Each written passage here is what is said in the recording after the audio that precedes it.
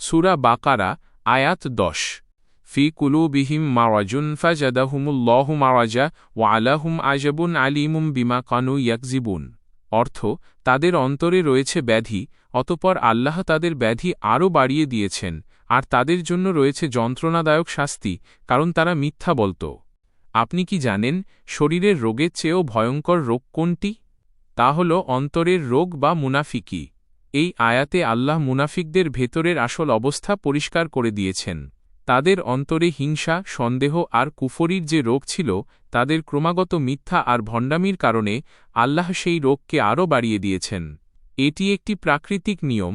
মানুষ যখন বারবার পাপের পথে হাঁটে, তখন তার পাপের আসক্তি আরও বেড়ে যায়। এখানে আল্লাহ তাদের শাস্তির মূল কারণ হিসেবে মিথ্যা বলা বা মিথ্যাচারকে উল্লেখ করেছেন। মুনাফিকরা একদিকে আল্লাহর সাথে মিথ্যা বলত, অন্যদিকে মুমিনদের সাথে।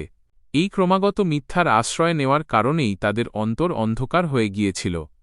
আর এই চারিত্রিক অধঃপতনের চূড়ান্ত পরিণতি হল পরকালে অত্যন্ত যন্ত্রণাদায়ক শাস্তি। এই আয়াত থেকে আমাদের জন্য বড় শিক্ষা হল, ছোট হোক বা বড়, মিথ্যা বলা থেকে নিজেকে বাঁচিয়ে রাখা। কারণ মিথ্যাই মানুষকে মুনাফিকির দিকে ঠেলে দেয় এবং ধীরে ধীরে অন্তরে পচন ধরায়। আমাদের উচিত সবসময় সত্যের পথে থাকা এবং অন্তরের স্বচ্ছতা বজায় রাখা। আল্লাহ আমাদের অন্তরকে যাবতীয় আত্মিক ব্যাধি থেকে মুক্ত রাখুন।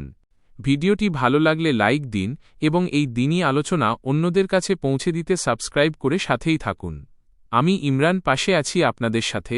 দেখা হবে কোনো এক নেক্সট ভিডিওতে। আল্লাহ হাফেজ।